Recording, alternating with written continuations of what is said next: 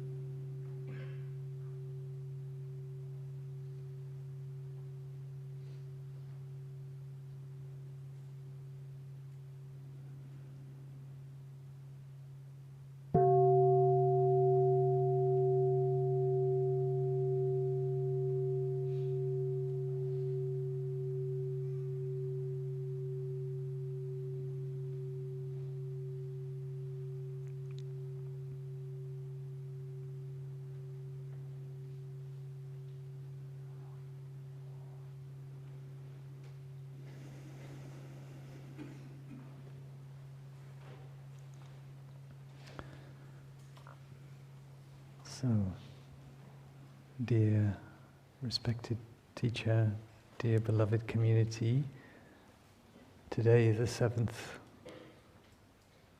of July, and of June rather. Where are we?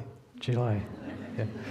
And this is our wake-up retreat, and this is the last talk for this retreat, but it's not the end of the retreat. It's just a talk. Nothing special. I need to tell myself that.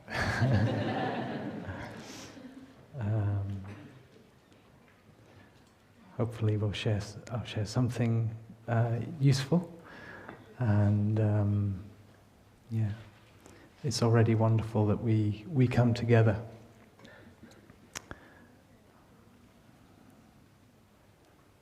One of the things I was going to talk about, I was thinking of different aspects, and one of them is power. Thai wrote a book called Power.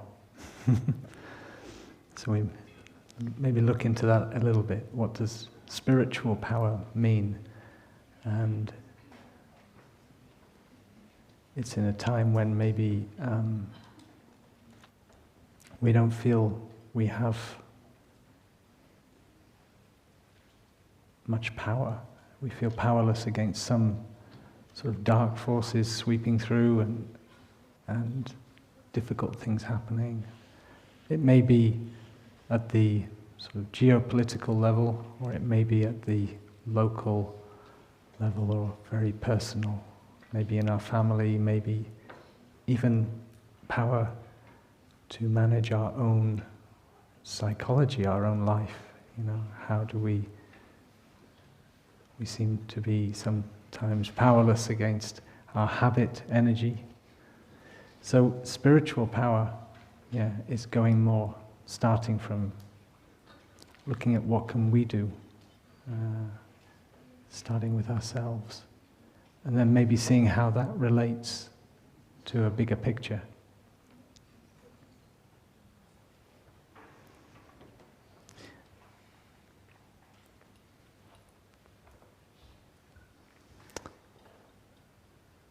There's 2 different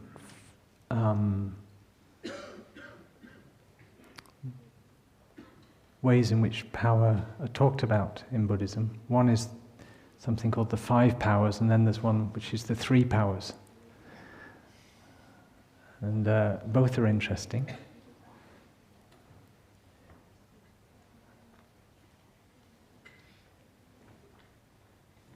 The three powers is the power of love, the power of compassion, which somewhat I'd like to start with because we generated it with this chant.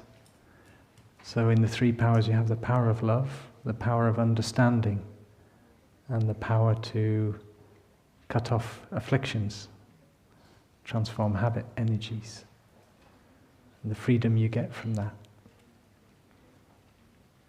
So cultivating compassion. Maybe we thought, I did, when I was young, before I came across the teachings of Buddhism and spirituality, I just assumed compassion was kind of something you had or you didn't. It's like some people were compassionate, others were not. It was a kind of fixed thing set in your somehow. I didn't question it much. And the idea that you can cultivate compassion, was somehow, oh, you can do that? You can actually do something to increase your compassion, your kindness.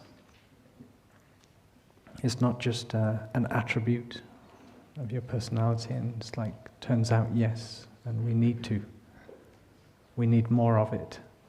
And the wonderful thing about compassion and these qualities of love that Sister Dangyam spoke about is that they are immeasurable, infinite, in the sense that you can't have enough of them. You can keep going, you can keep cultivating.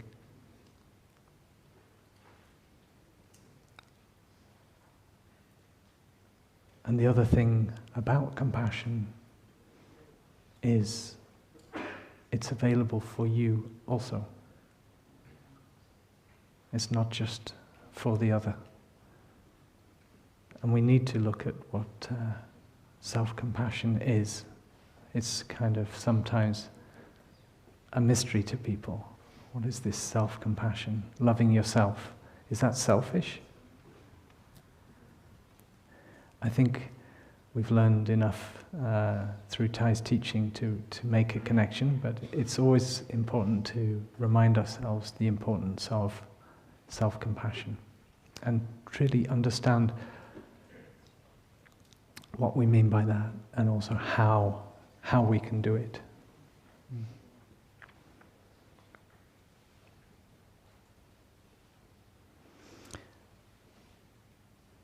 When Thai came from the war in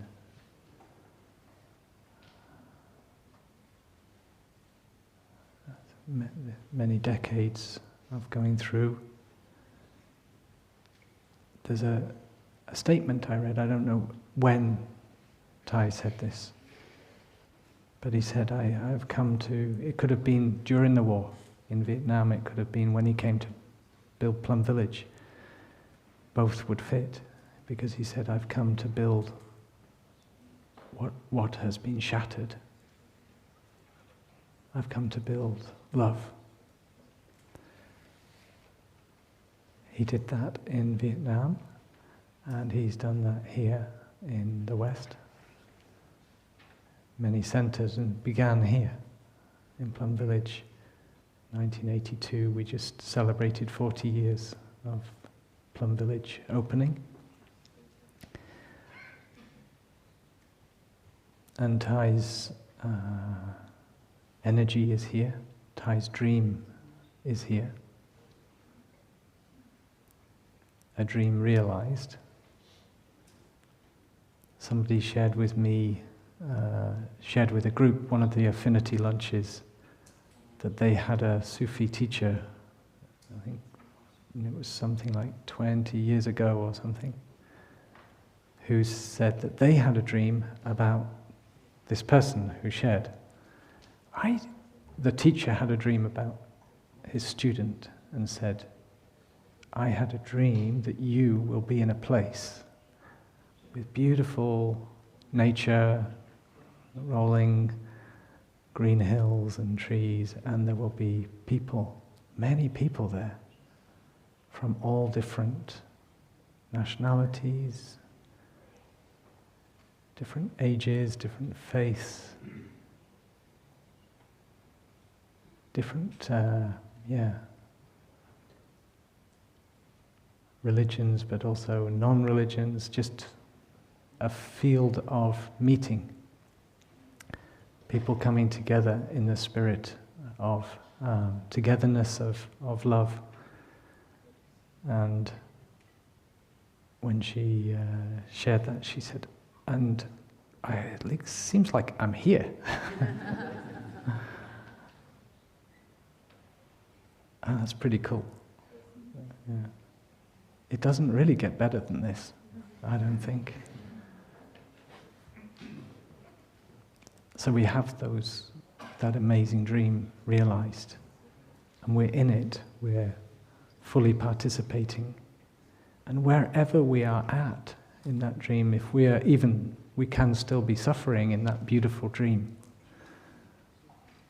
But we should remember that we are in this beautiful dream, and our suffering is also part of that. Thai has often said, the kingdom of heaven is not a place where there is no suffering. Where there's a place where there is no suffering, there can be no compassion.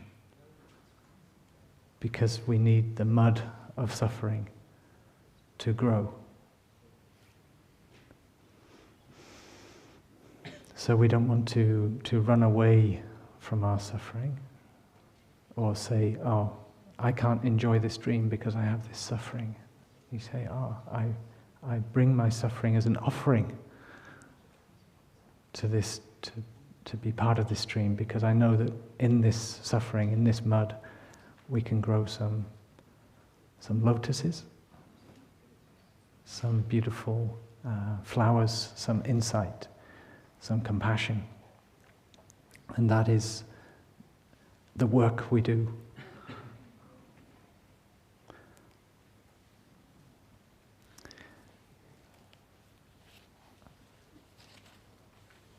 There was a lot of questions yesterday written down, and I was given a whole bunch, and I think I've mixed up some that were answered and some that were not.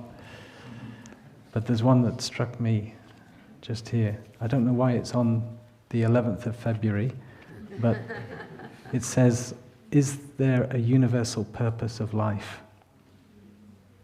If yes, what is it?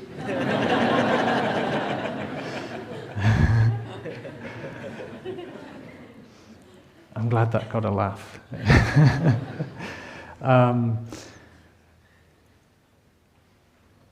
Yes or no, depending on how you view it.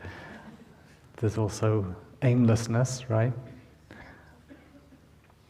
If we're to talk about a purpose, surely it is this work of building love together, which includes our suffering, and being able to take care of our suffering. When we do it for ourselves, we're also doing it for each other, and we support each other in the doing. And it's so much easier to do it together, right? Have we discovered that? The collective energy, the Dharma sharing families, holding space for each other. It's not just easier, but it's almost very difficult to do it on your own. The holding space for each other creates a condition where the suffering inside us feels safe to say, hey, I'm here. And the concentration we develop together, where we actually are purposely saying, hey, let's be here for each other in this special way. I mean, we have our times of fun, and last night, very late, somebody was singing and playing music, and I was like, it's time for bed. So I know there's plenty of fun to be had, but there's also, we come together and we concentrate on really listening to what's deep in our heart. And so we cultivate joy, and we also cultivate compassion. And there is joy in being there for each other. Even there are tears and sadness also. Is it possible to smile to your tears with a sense of joy? It is.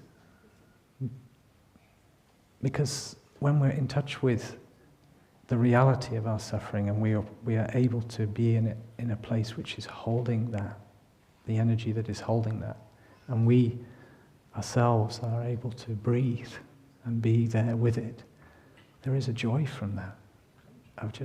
It's a strange thing, huh?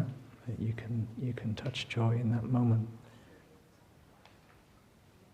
And you feel a lot of gratitude for being able to be in touch with that sadness in that way. Sometimes the suffering can overwhelm us, and something in us would not allow it to come up because we're frightened by our suffering, that it could overwhelm us. And that's, maybe there's some wisdom in that, So we need to respect that we have our own time for, we don't just go digging. Come on, suffering, come up. It's time to heal. It's like we have to be gentle with ourselves. That's why the practice is not violent in that way. We do have joy, and we do have a gentle way to practice. But don't be fooled. Because once the suffering knows it's safe, it will say, hey, I'm here. And that's a good thing. The suffering there's this wisdom in us that knows it's okay to come now, I can come. Someone came to me for consultation and said, I didn't want my suffering to come up now. I wanted to offer service, I wanted to be there for the Sangha, and now I'm in touch with my inner child. Angry with my inner child.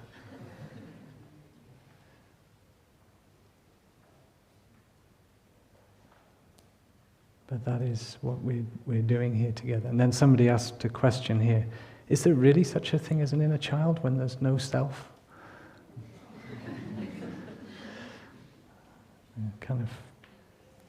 I'm not sure I'll go there just now. You can ponder that one.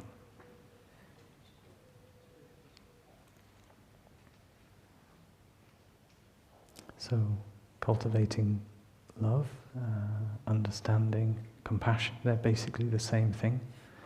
When we understand ourselves, we have more compassion for ourselves. When we understand another, we have more compassion.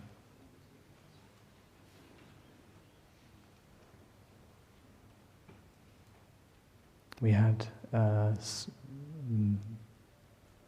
friend Ali sharing his transformation of witnessing as a Palestinian, not having compassion for the Israeli Jewish people, thinking that they didn't have tears. And then he got to meet a mother who had lost her son, and with her tears that she shared with him, he touched the reality that was, he said, then made his life more complicated because he realized he has to have compassion for both sides. I mean, it's natural. He just felt this compassion arise, and that changed his life. It changed his way of thinking, and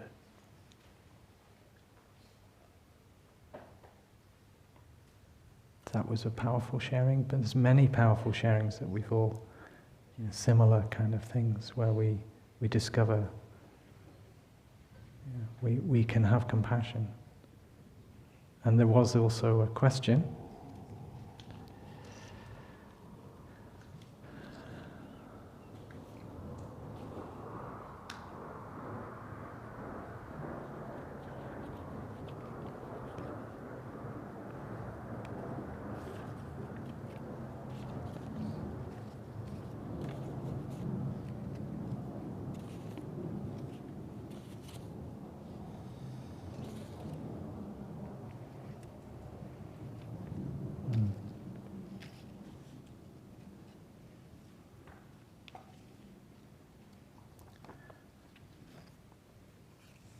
Oh, here it is. How can I be able to love myself and to be a friend to myself even if I feel that I have done wrong?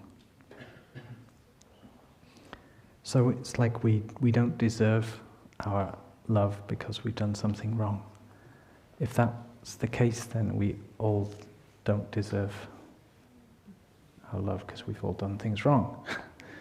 Maybe we know that logically. Maybe the thing that we're dealing with is very painful. And what is the path of redemption? What is the way back for us?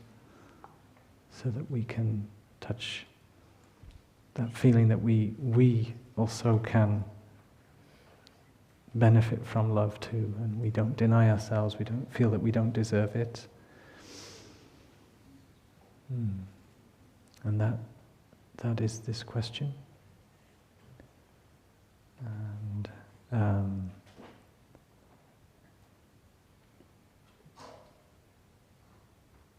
in principle, the answer is partly what I mentioned, that just recognizing we're being quite hard on ourselves, and that we get to make mistakes,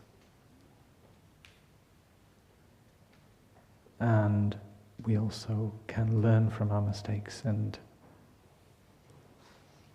do something in the opposite direction when we begin anew with ourselves. We can recognize that the mistake, the thing that we did wrong, had many causes and conditions, both from us and from outside. And even for the part that we see, oh, this was me, I did this. Who is you? There's a question about non-self, and seeing that you are a man. Right now, how you are, what is happening is a result of infinite causes and conditions, including what was transmitted to you from your parents, from society. And if you can heal from that, because you are also a victim of the thing that you did wrong, of course, you want to repair, but you're also needing repair. So, in recognizing that, it's not that you are letting go of your responsibility, it's rather that you let go of the blame for this sense of this separate self that did this. You recognize, wow, many causes and conditions, but I have the agency, with my awareness, to do something now, to change this, with this awareness, with this willingness.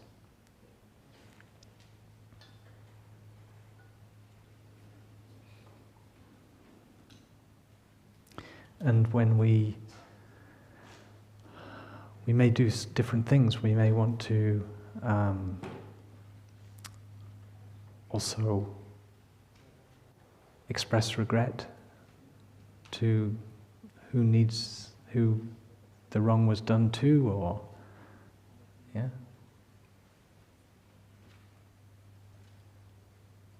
recognizing the impact that our action had and acknowledging that and being honest about that. That can be a big healing part. And we may be lucky, and the person that we're expressing regret to is really able to hear that and receive it well, which partly depends on our skill, our way of expressing.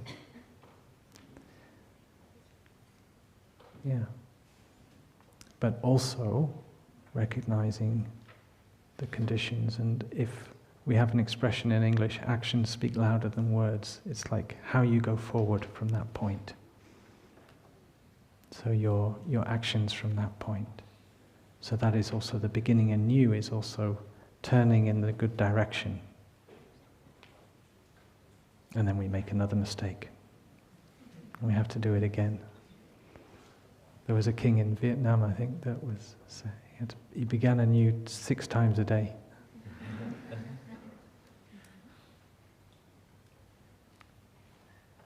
But we keep trying, and we stay honest with ourselves. Sometimes beginning anew can be in the form of touching the earth. It can be very powerful to go somewhere that it feels sacred. It could be the altar, it could be in nature. You join your palms to your heart and you stand there sort of naked to yourself. This is me. And to the Buddha, to God, to Mother Earth, whatever connects you to the great compassion, to the universal love. And you say, this is me. Yeah. This is where I am right now. And yes, I am part of a non-self stream, but nevertheless, this is me. And you allow yourself, almost like onion layers coming off, to get more and more in touch with this is me right now. Like sometimes it feels like that, and then you acknowledge that, and then there's an even deeper, and this is also me, and this is also me. And you stay there until you feel like you're really in touch with yourself and being truly aware of all of these, all that you're carrying, all that you're holding, and then touch the earth and say, please, allow there to be compassion and renewal. So that when you stand up, you may do that for a while, touching the earth, standing up, touching the earth. When you leave that place, you're walking out as a renewed person, a new person, with a new direction, with a new determination.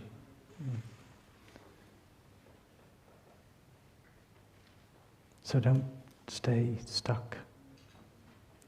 Would be, And about this self-compassion thing, I think what I just described is one aspect of self-compassion. I'd like to share another example that shows us how we can apply it. Again, I'm borrowing from a consultation this week. No identifying anybody, but it was very moving for me to witness how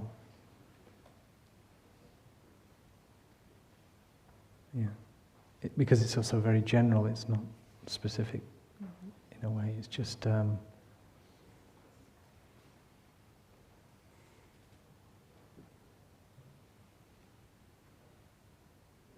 in relationships, and there's a lot of questions about relationships, love relationships, romantic love and things.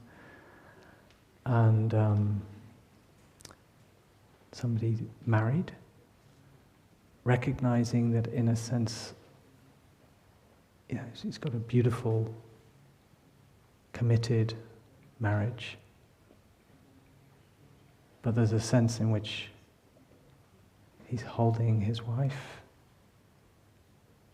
in a kind of prison to say, you must never betray me.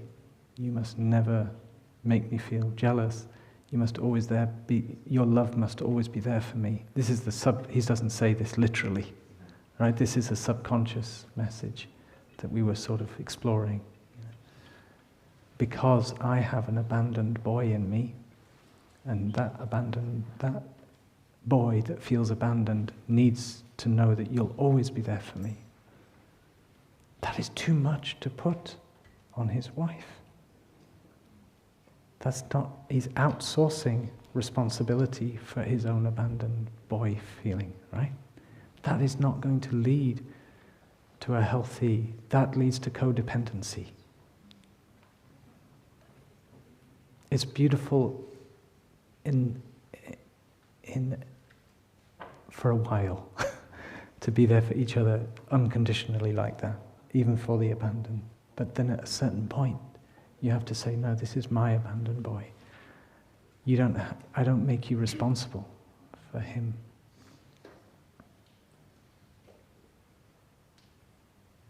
And so how do you become responsible? How do you take care if it's not from this person that that's offering you this love, which can sometimes be too good, It can be but then what happens when it goes, or the fear that you lose that person?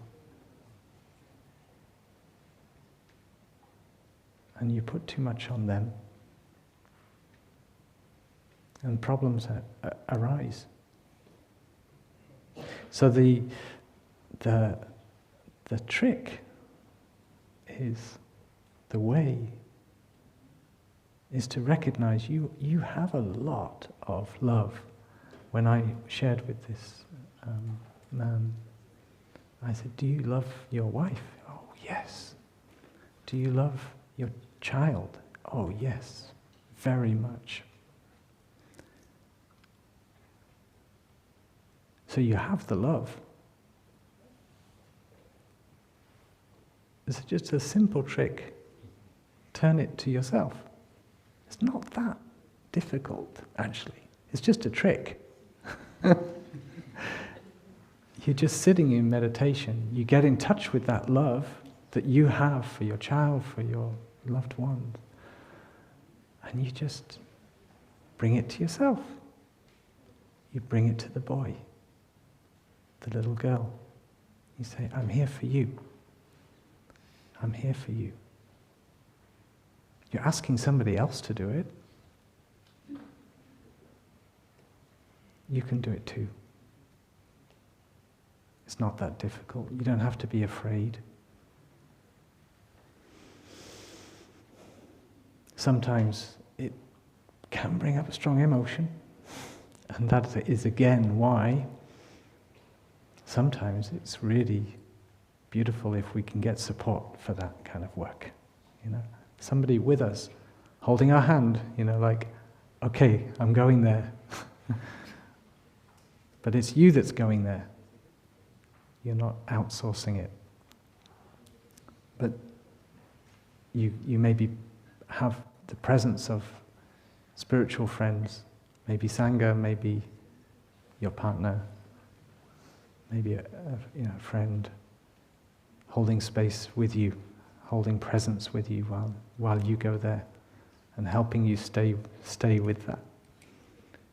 Or you can do it on your own if you're an advanced practitioner. You can love yourself on your own. You can ask nature to help you. You can go out for a walk in nature. You can sit with the Buddhas on the hill.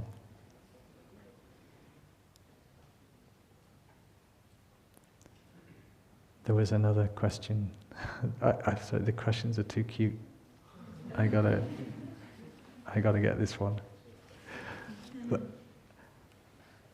this one wasn't asked yesterday, was it? To tell me, how can I take care of my flirtatious energy? Oh, it was. Oh, dash. Okay, sorry. I must have missed it. Yeah. Oh, I was looking forward to that one.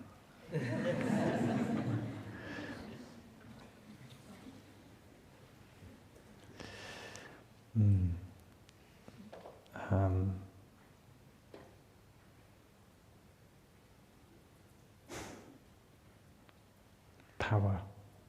I've gone off topic a bit. I don't know. It's power, right? To be able to love yourself. So we've been talking about that. We'll have one sound of the bell.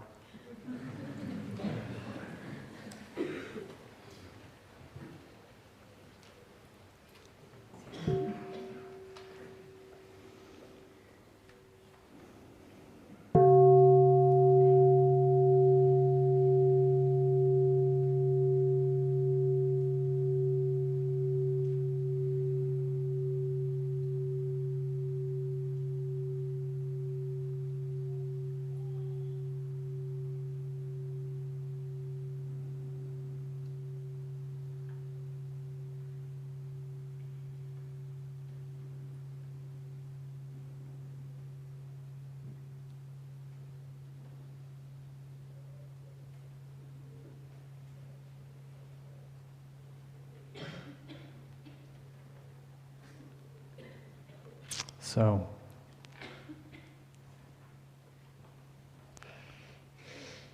one major power that we all have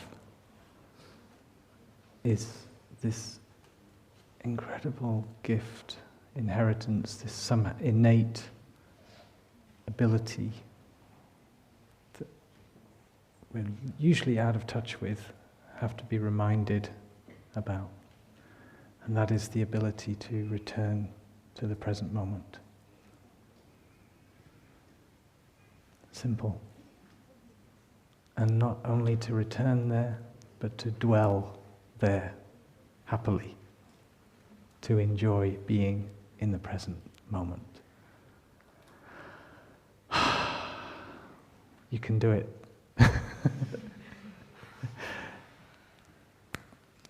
It's like the magic,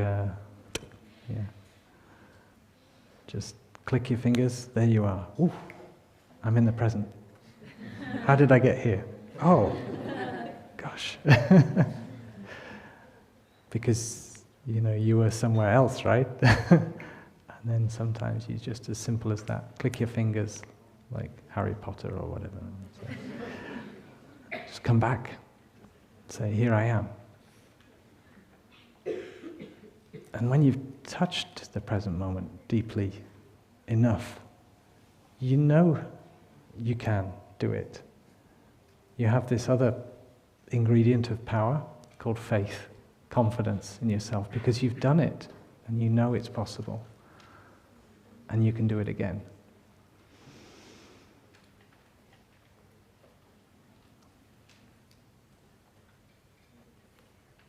Just coming into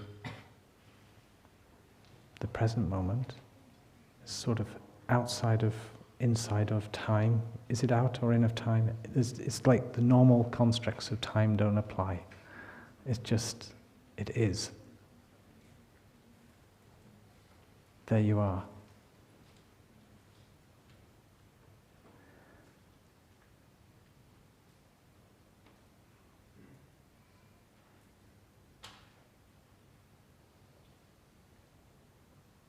And then there's nothing to say. You're just there.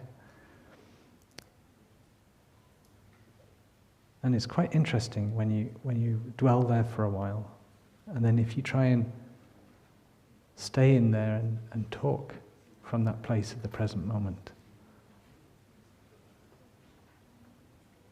But very quickly, talking and conversation brings you into a slightly different mode, right? I remember one time, there's more than one time I've touched the present moment, but there was one time that was I like to it's a special memory. I was a young monk, in Deer Park Monastery. And it was at a time when our teacher was there, I think so it may have been 2000, I'm not sure, I forgot. Doesn't matter, it was out of time. It was maybe 2004, but maybe later. I remember very clearly this walking meditation. We used to go up this mountain called Ying Tu Mountain. We called it that in Deer Park. It's actually a Vietnamese mountain. There's a small version of it.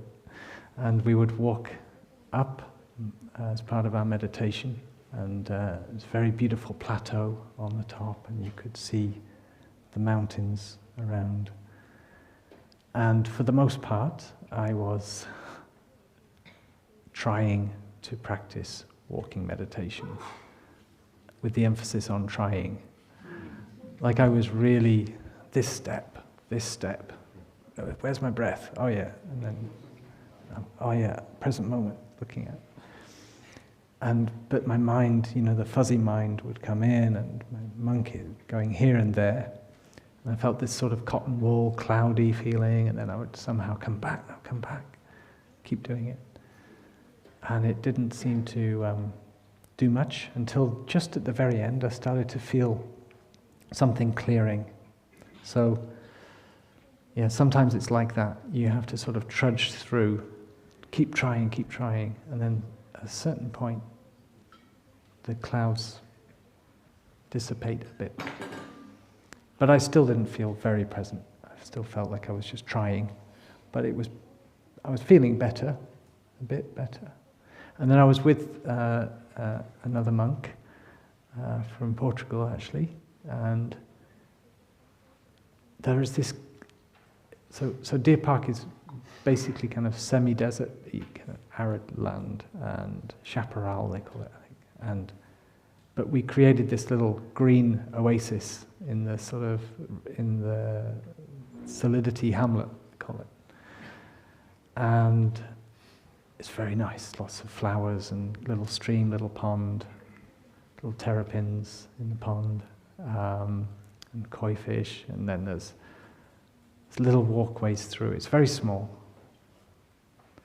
And I said to my brother, I said, how about when we step into this oasis, this little round garden, we walk through, and when we're in there, we are really fully in the kingdom of God. Because there's this calligraphy that was of ties hanging on the tree in a frame. And it said, the kingdom is now or never. And I loved that somehow. It really, certain calligraphies speak to you at different times. Well, this one spoke to me then. That's so amazing. So I thought, well, why not? If it's true, then let's practice it. So I walked in, stepped in, and it really was, it was like that, like stepping through a bit of a kind of looking glass feeling, where you sort of step in. So outside you were just like saying it, and then the next thing, whoosh, you're in.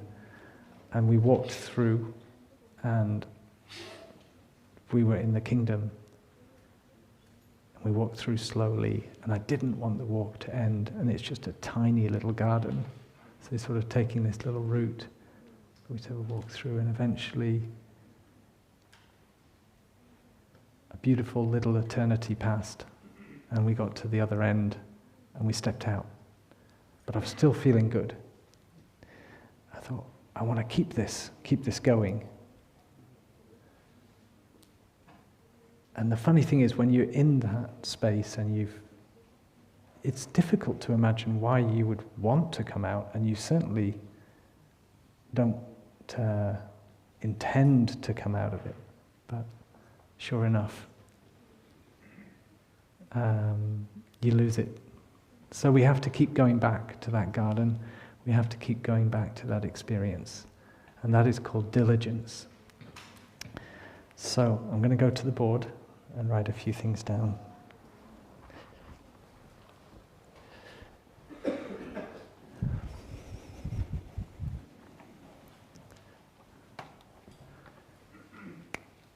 Something called, I mentioned before, the 5 powers. And I've mentioned already faith.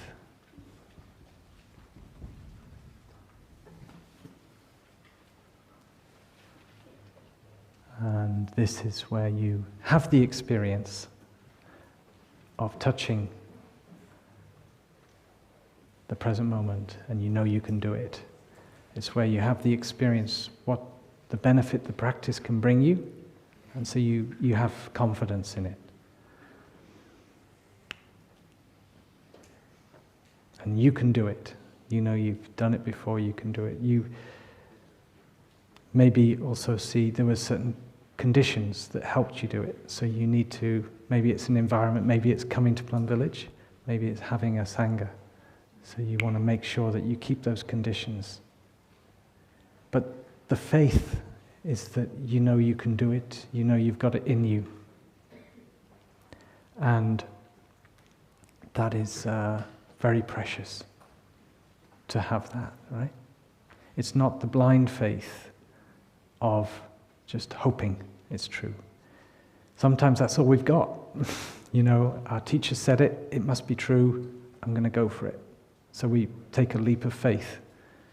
But when we get the real thing for ourselves, That's when we have what this is referring to. This maybe even better word is confidence.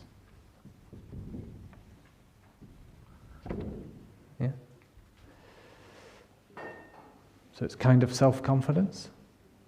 It's confidence that you can do it. Yeah.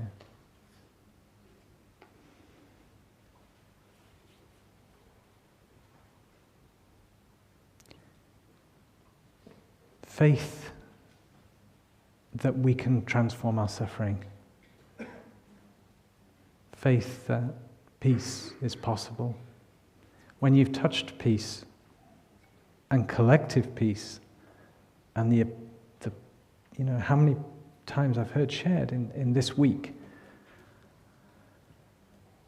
that this is amazing. We're actually having a real conversation. We're actually listening to each other, and people have got different views, and there's a lot of emotion coming with the different views, but we're being able to hear each other. That is, I didn't think that was possible, but because you made it the experience, it becomes possible, and you have confidence that that is possible, and maybe you go away and you create a circle where that happens again, where people come together and are able to share about difficult things, but in the spirit of deep listening and loving speech. That's another example, right? So taking care of your own suffering, being able to go to places together safely, different subjects, things.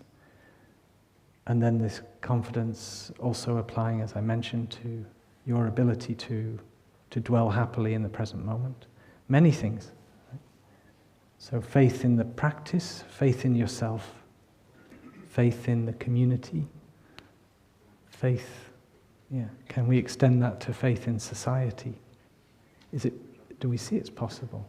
I think it's possible. When Thai was asked one time, "Don't you give up, Thai? You see it's not going well." He said, "When I see people taking the 5 mindfulness trainings, I get faith."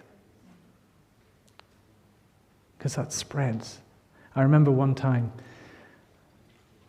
when I was your age, a long time ago, I was in a pub in England, and I wasn't drinking, but I went to the pub, where they do drink alcohol. And I was with my friend from school, actually.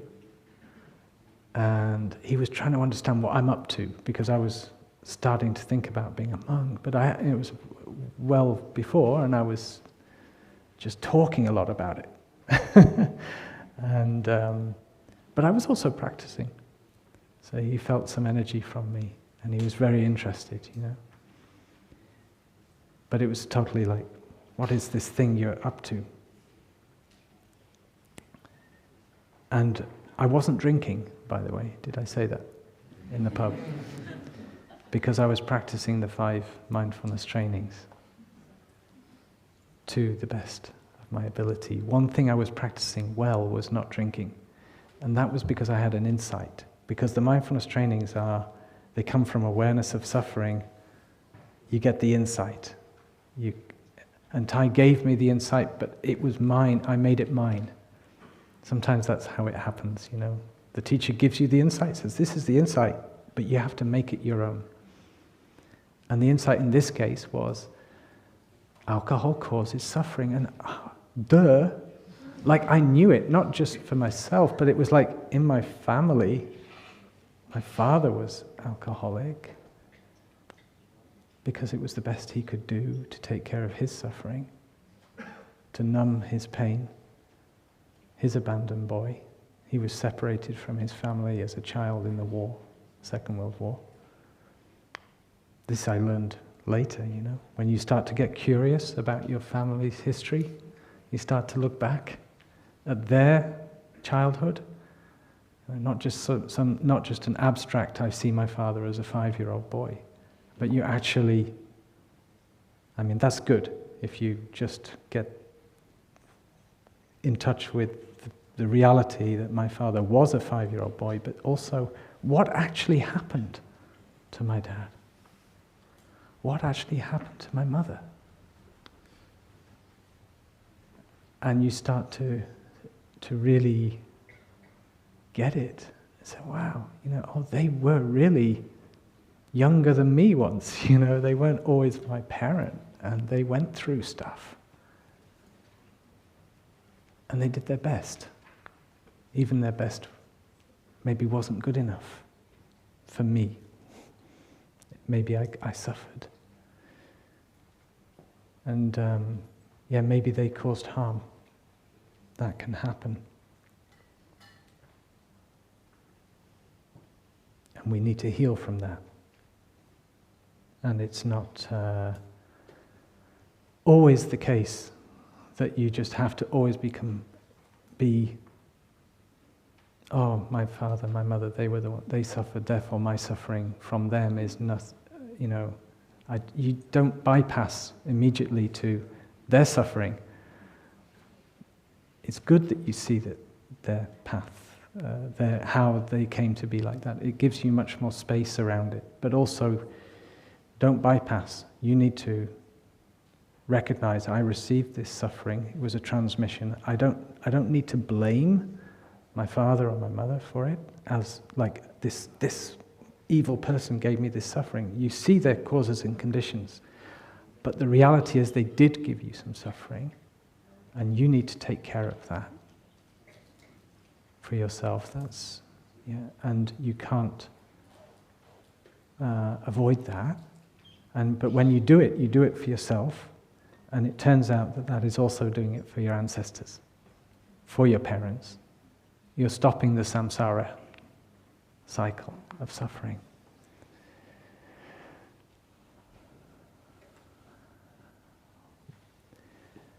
Sorry, I got lost again. Faith, confidence in yourself, in the practice. And then the second power. I'm kind of going in reverse order, but that's how Thai sometimes did it. So, diligence.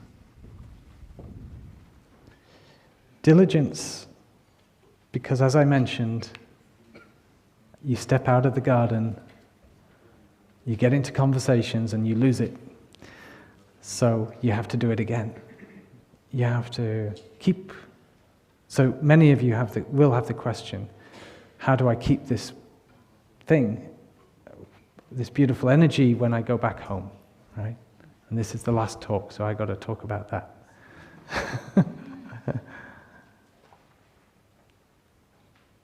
I don't think you can't do it on your own.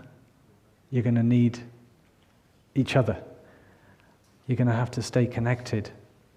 But who we are as individuals here may not be that group, but the Sangha. Yeah? So there may be a group in your, like while we can actually meet geographically at this moment, maybe it's nice to meet in your local Sangha, be it London or be it Sofia.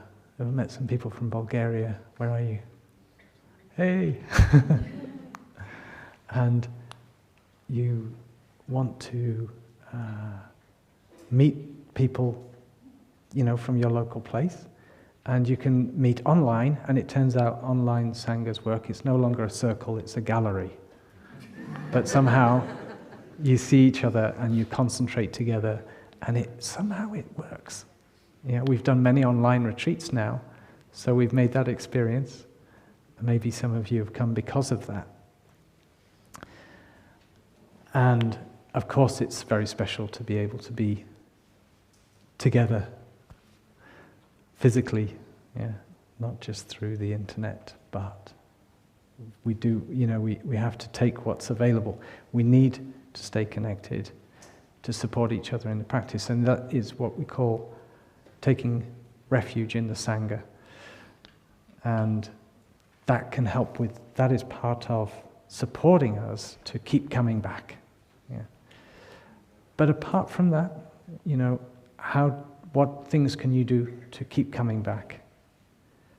Well, with your confidence, you need that. I can do it. It's the first ingredient. Second ingredient, I deserve it. The one that says, oh, I'm a bad person, therefore I don't deserve joy. So you need to sort of work with that one. Don't get stuck there. Some people, we all get stuck at various times, or we get stuck in our habit energy. So that was talked about with the 5th mindfulness training, very openly. Martin shared about a habit energy that catches all of us with screens and things, and how we that's the new addiction of our time, and how to cut off that affliction, giving yourself a break. You can also get help from the Sangha, by the way. You could get a buddy to have, if you put a time limit on your iPad, so it basically switches off at night and you can't, but then it says you can ignore the time limit.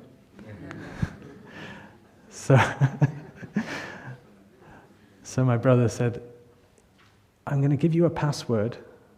Don't tell me what it is. A pass code number. And if I really need it, I'll come to you and ask. So that was the only way you could avoid this ignore the limit thing.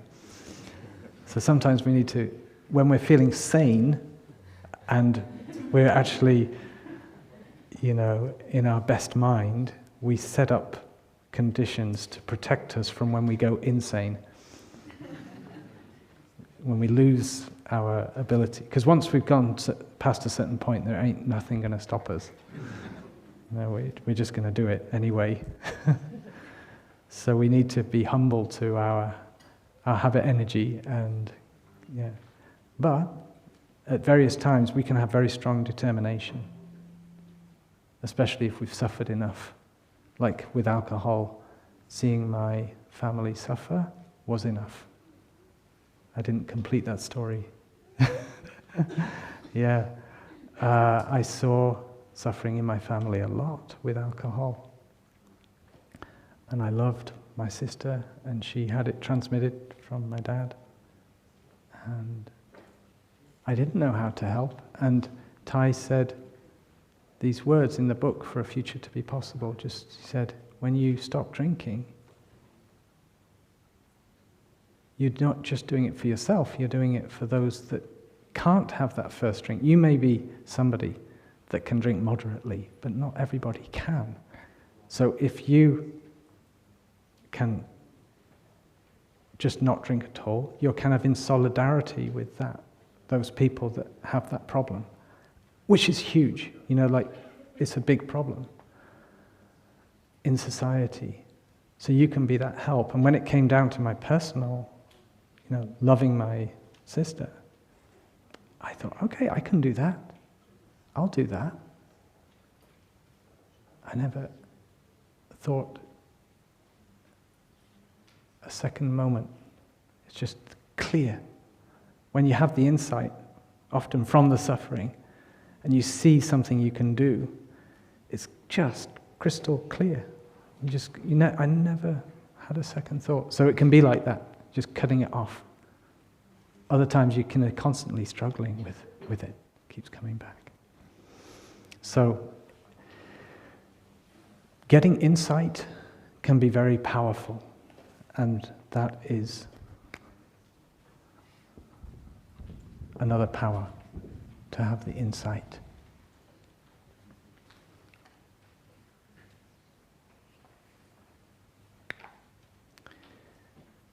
It can really help. That can just make the difference between constant struggle and just I'm good to go now. I'm done with that that particular realm of suffering. I'm through with that. Because you got the insight, and it came from suffering. But sometimes that needs diligence too. I am a part-time vegan. The community is vegan in the sense that we don't serve dairy, we don't serve eggs. But individually, we have some pocket money. You can buy cookies, you can buy things that are not vegan, right? And sometimes we do, and we get offered. if there are times where I touch suffering, like I watch a video of animal suffering, and for the next 6 months, it's no question I'm vegan. I don't want to see myself directly connected with a little baby calf. You know, I know it's going to happen anyway, but I don't want that connection, and I want to do something in the opposite direction, and it just becomes super clear, like it's milk, but the animals die because of that milk. Little baby male cows die, then the mother cow gets 4 years of quite hard life, hard labor, giving milk. It's tough when you're in touch with that suffering to not want to do anything. So you say, okay, I'm going to be vegan, but then you forget the suffering, and you know, because of other conditions around you, you let that go. So sometimes we need to reconnect with suffering in order to reconnect with our compassion and the insight, and what follows from that is compassionate action.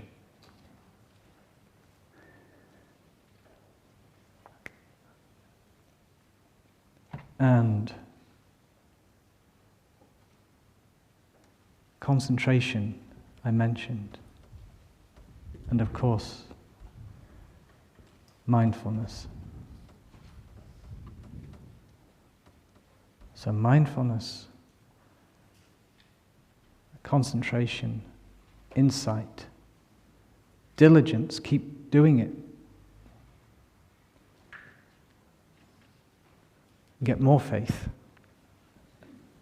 And I guess we could say, it loops, right?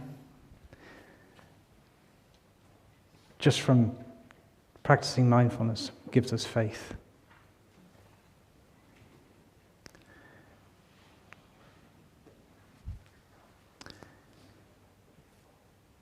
When we practice mindfulness, we mean paying attention to something with our mind and giving our whole attention to it. And if we give that to the breath, all our attention to the breath, for instance, and then we stay with it, we get the concentration, as we're not constantly jumping off, and we're keeping our concentration. Mindfulness, as Sister Dangyam said, is mindfulness of something. You stay with it. And from that grounding, that anchoring in the present moment through paying attention to something like the breath, the body, something very, life in you is a good place to start, right? You get a foundation for being able to explore many things. So when for instance, some of you came to the Inner Child workshop, I start with that grounding, like we don't start with a kind of visualization of going back to your home and finding your child. We start with anchoring ourselves in the present moment, in the breath, in the body. And that is a safe place, and it is also, the stable place from which when you go then to maybe your past, or sometimes you may go to your future, you go from this stable place, from this solid refuge, and you can really be present for what is there. So you don't get lost in the past, or overwhelmed, or anxious about the future, but you can look at it and if you get overwhelmed, you can come back to the present, come back to the breathing. And if you get just sort of carried off like that. So mindfulness can be cultivated in daily life, not just on the cushion, but also with our apps, with our bells on our phone, with our gathas, the poems of Thai, like you can put it up in the bathroom, If those who was my family did toilet duty, nothing defiled, nothing immaculate. These concepts only exist in the mind. You have these kind of nice poems and to kind of remind you of looking more deeply. In that case, sometimes it's just reminding you to be aware, like mindfulness is the light, forgetfulness is the dark, and it's about making sure you remember to switch off the light. So you can have these poems, like one by the phone, my words can travel thousands of miles once you pick up the phone or your device. May I use them lovingly, beautifully to bring about, to make flowers. They can be, our words can either be flowers or arrows. They can hurt, they can do harm, or they can create beauty. So sometimes when we have a gatha for before you pick up the phone, before you pick up your device, you remind yourself. So you take a breath before you do that action. So you make sure you're in a good position to have beautiful words and loving speech.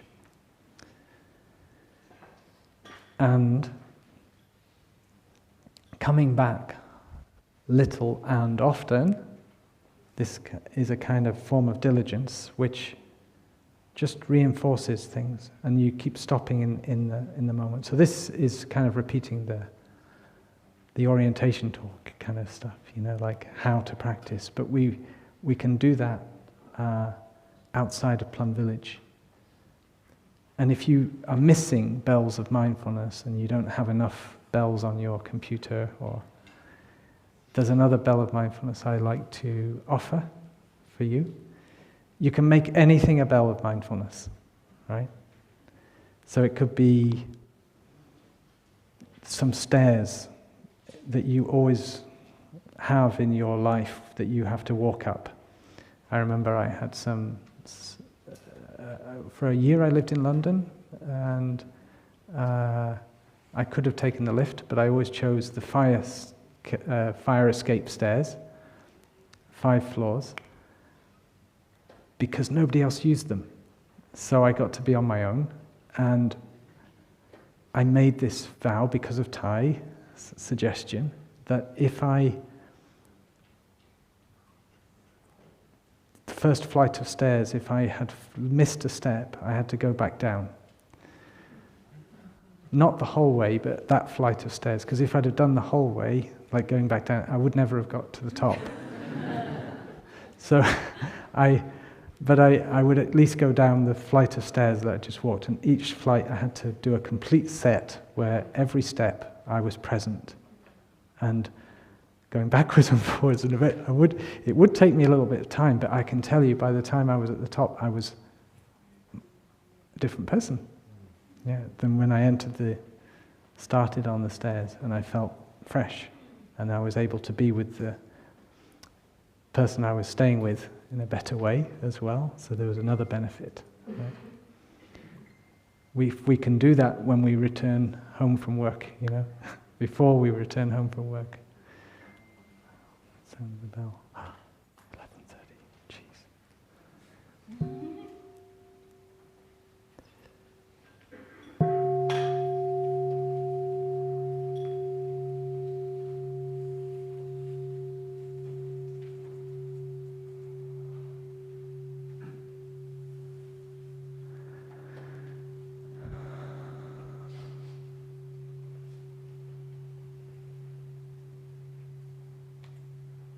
Okay, so I'm in danger of going on too long. I'm normally fairly good with that, so I'm going to wrap up. But before I do, just one last bell of mindfulness. And that is, if you have a negative thought about yourself, or even about somebody else, but it kind of keeps on repeating itself to you. Something that drags you down, something that says, you know that kind?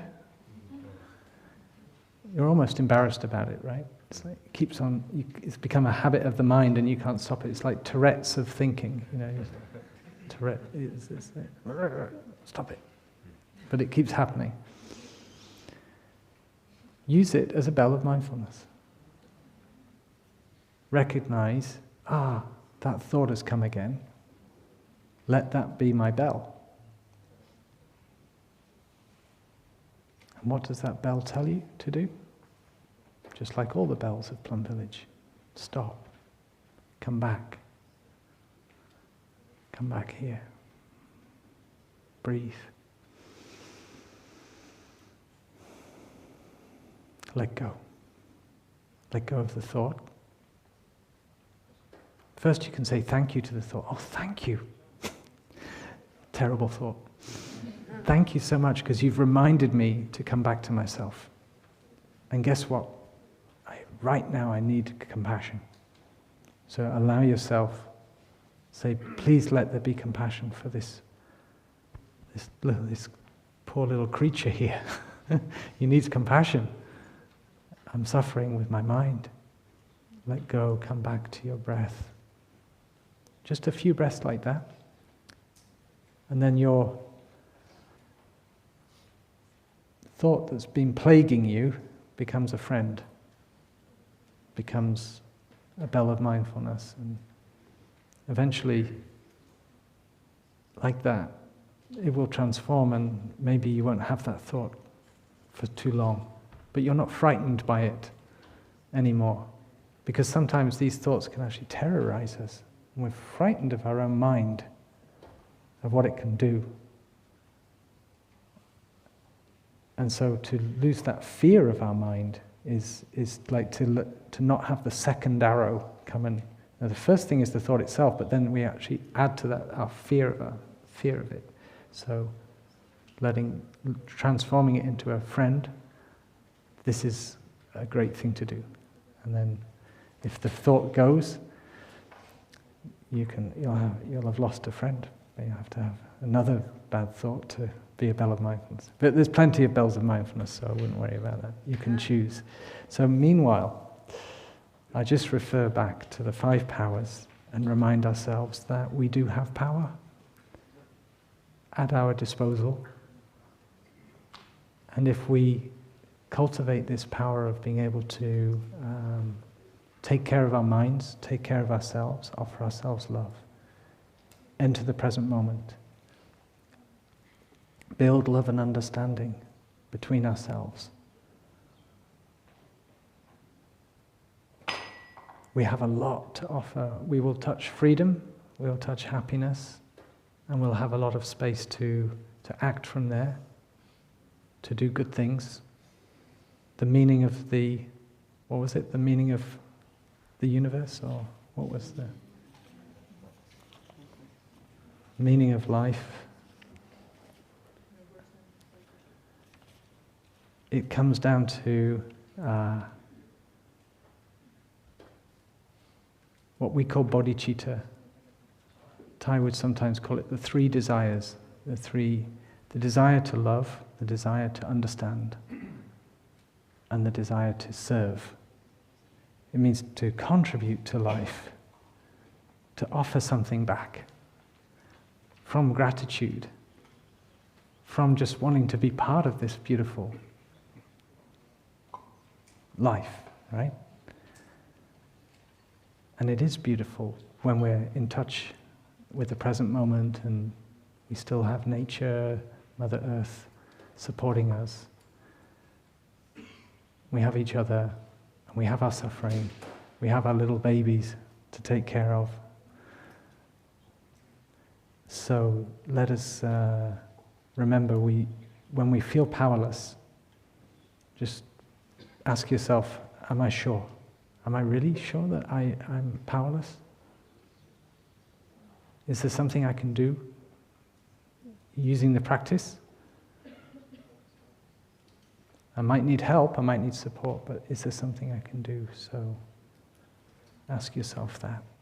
And remember the 5 practices. Okay, thank you so much. Enjoy your day ahead.